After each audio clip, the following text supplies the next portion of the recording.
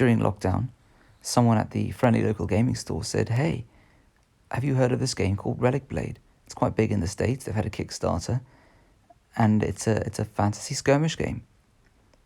Why don't you get involved too?"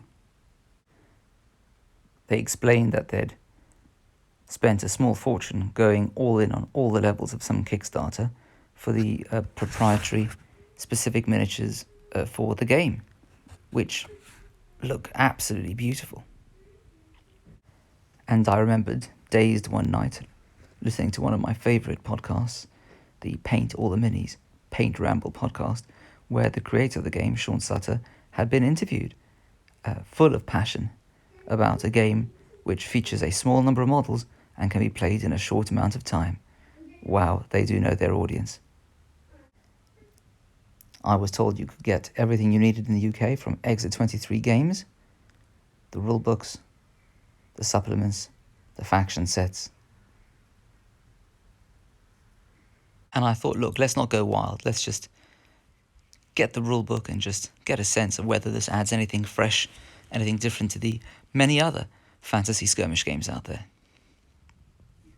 I always go for the visuals first, and I thought, look, the book has loads of great pictures of small numbers of miniatures being played in a quick time over a small area in what looked like, quite cinematic settings. But what really grabbed my attention was the sheer amount of kind of comic artwork. I mean, you don't normally get this kind of thing, particularly if you see all the GW, grimdark universe kind of stuff. This was quite, fresh colours, gorgeous comic style artwork, and just randomly on each page. I mean, this one looks, it's all deeply relevant because, this is showing, movement, and that's showing climbing, and, it's all very nicely illustrated instead of just using a few miniatures. But on each page was some kind of slightly comic, random bit of illustration, almost like some kind of medieval monk, just doing entertaining scrawlings on the top left, of little beasties stabbing each other in the rear, where, the main story is about, Noah's Ark or something on the manuscript. And that just showed me that there was a lot of love and passion and entertainment in the rules, even without properly reading them. I mean, which inner child doesn't need their combat rules description to include a little graphic picture of a knight smacking a war pig with the word wham at the top? Because I guess for a normal rule book, if the rules designer comes up with some kind of cool idea like, hey, why don't we show it by way of graphic cartoon how a charge and combat works, they then have to go commission an artist who goes, that's great, that's a brilliant idea, it'll be 200 quid. Whereas in this case, the designer is the artist, so he can just run wild with his pretty amazing imagination. And there was something fresh about the rules. Every miniature, as you can see from item number 1 there, is a specific type of character, not necessarily named, but a specific type. And what you do is you take the number of dice they each get. So I suppose this represents a kind of click in time. Some or just move a lot faster, or for whatever reason they, move isn't the right word, but they just pack a lot more into that click in time. And so this lady gets 4 dice, and then you look at 5, item 5 there, which shows you what she can do. You can take those 4 dice and say, I'm going to roll 1 dice to see if I can, 1 dice times 2, so roll 2 dice to show her sword sort of flying around and stabbing people. You can say she's going to roll 2 dice and see if she gets at least 2 and 2 for her crossbow. And then you've got the slightly more complicated interactive skills, not unlike War Machine or frankly X-Wing, where there are all these kind of additional bits and pieces that you can throw for a bit of characterful juice into your game. And you'll see there you've got, as item 3, that's how many inches she can move. per activation, you can say, instead of doing these interesting things at 5, she's just going to move that number of times, 4 times. So she's got a 12-inch move if she just pelts it. And 4 is the armor, which is what you deduct from all the blows that you suffer. And at the bottom there's 6. I mean, these guys do tend to die pretty fast, I must say, for an individual miniatures game. But then again, that just probably reflects my level of generalship. But I did think it was pretty fresh stuff. And then I thought, okay, so I play a game, I've read the rules. Should a man like me really be buying any more miniatures? Particularly when I probably have an Aladdin's cave full of 20 plus years of fantasy miniatures. And I thought, no, but let's have a look at the various cards and just see what I can get. And I looked at the one and I thought, wow, I'm sure I have all the stuff, because that dude looks a lot like a treeman, and that lady is just an elf mage, and that's a bear, and I have a bear, and that Pathfinder, well, that's just a wood elf dude or dudette with a bow. And then all of these Brawler, True Grit, Bark, these are kind of buffing cards. And from this you can get a sense also that these cards are just gorgeous. And I thought, look, let's just see what we've got and play with that. I mean, fundamentally, those were all wood elves. This dude is fundamentally a barbarian. And I can't find the particular knight card in question, but who hasn't got a knight?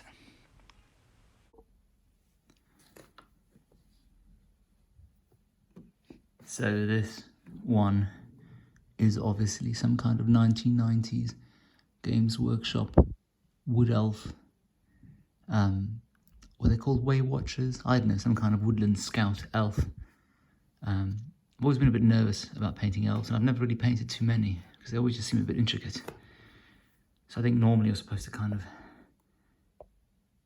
give them sort of slightly whiter flesh, but I just use the normal kind of approach I take.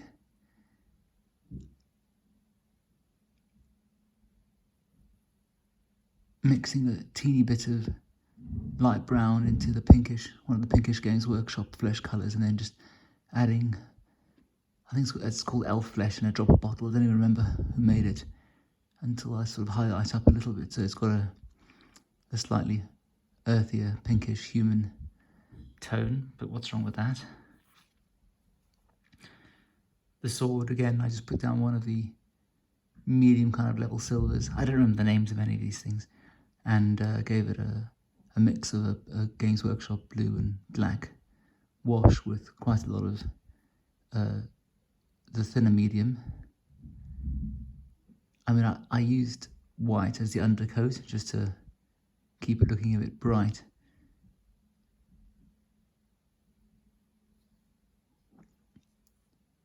So I suppose that makes it look a bit, you know, there's no kind of black lining. It all does bring out the kind of the natural colours, the browns and all that. I took one of the darker oranges, mixed a bit of brown with it for a kind of autumnal look, and just dry brushed it.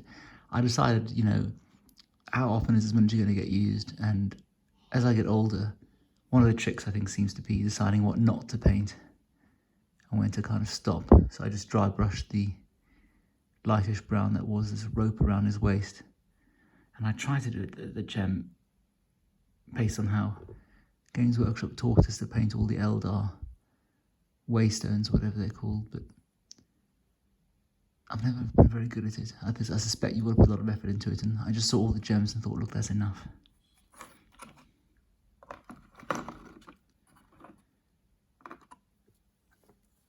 This fellow is interesting. I got him from a Kickstarter maybe a decade ago, but the Kickstarter just didn't deliver. It took a couple of years. And then I thought, well, hey-ho, I only bought 5 miniatures. But then suddenly, one day I got an email saying, you know, after a lot of apologetic emails from this poor guy who'd clearly taken on a bit too much, and he just said, hey, I've managed to sort it all out, and what's your address? And I thought, wow, isn't that lovely? And I bought about half a dozen of these barbarians. I think it was called Barbarian or Barbaric Splendor or something like that. And I think the fella's got a proper shop now, up and running and everything, so well done just a reminder to us all that it looks really cool just to pay someone to make a few greens and commission someone to mould them all, but you know, it is a big undertaking.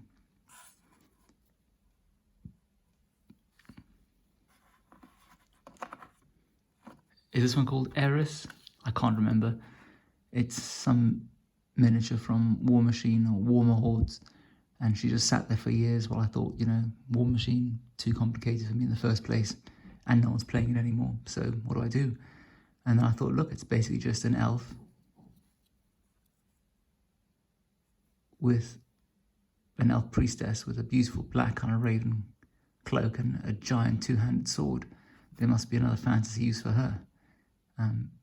And there is.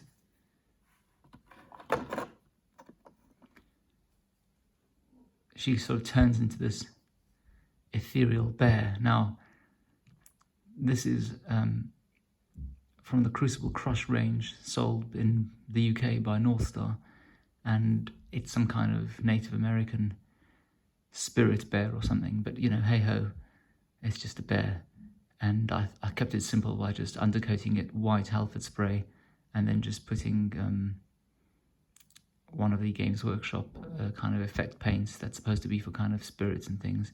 And I've complained about it before, you know, it comes out blotchy, whereas I must be doing something wrong, because on the Games Workshop site, you know, whenever they use it, it seems to look like, you know, the creature is properly ethereal. But you know, it looks all right once you base it. Yes, this little fellow, what's his story? So I think I've had him since the late 90s. I think the Friendly Local Gaming Store used to have a little box full of random metal miniatures that for whatever reason they just seemed to have left over. Maybe they were secondhand, and they used to have a rummage around and sell them for, and get them for like 50p each. Those are the days. And they were often some kind of knight or they were non-Games Workshop figures. I suspect they were usually Grenadier Games miniatures, Alternative Armies miniatures, that kind of thing. And so he sat badly painted from a 90s paint job and in a cupboard for about more than 20 years. And I thought I would just keep it simple, so I just undercoated him. Well, I didn't undercoat him. I just used the existing paint job and fixed up the metals. Gave him white hair, so he's a kind of an aging knight, a Don Quixote type character to reflect his past, that he is old, but, you know, still sprightly. And he's got this giant two-handed sword. And I just kept the gloves kind of subdued. Again, thinking, you know, how often will I use this guy? Although, frankly, you know, he's basically just a knight. And there's many, many games where you can use just a random knight of chivalry. And over there, of course, you've got a Wood Elf Treeman, again, probably from the early to mid-90s. And he's aged very well, I must say. I painted him for Blood Bowl, which is why he's on that base and has 14 written at the bottom there. But, you know, look at this. It's just, you know, simple bark and wood, able to play in a range of gaming systems. He needs a flower, doesn't he? I might go get him a flower on his base, like this one. That's the good thing about putting something out of storage. And so I did take these guys and go play a game at the Friendly Local Gaming Store. It was one of those grab all the objectives in the temple area, very Conan the Barbarian. My opponent had some kind of small undead faction where they had a couple of casters, I think, one guy who could actually fight, and then two pretty useless little creatures, or so I thought. And so I sent my Pathfinder up onto the higher ground to just take pot shots, and she caused a few bits of damage, nothing special. Obviously, I took the Wood Elf Mage, turned her straight into the bear, and just waded in, which is my usual tactic of finesse.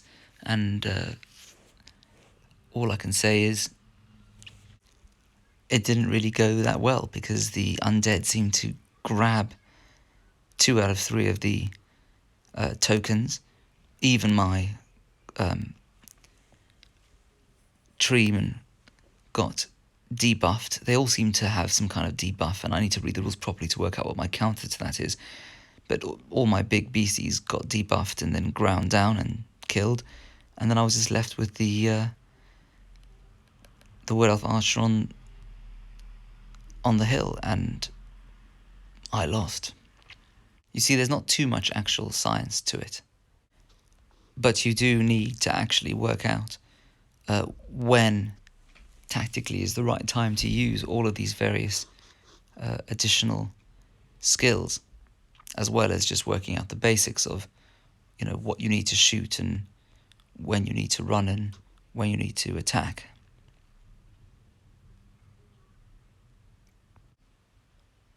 And also, largely, I just spent a lot of time just staring at the artwork going, ooh, isn't that really cool? Slay a squid.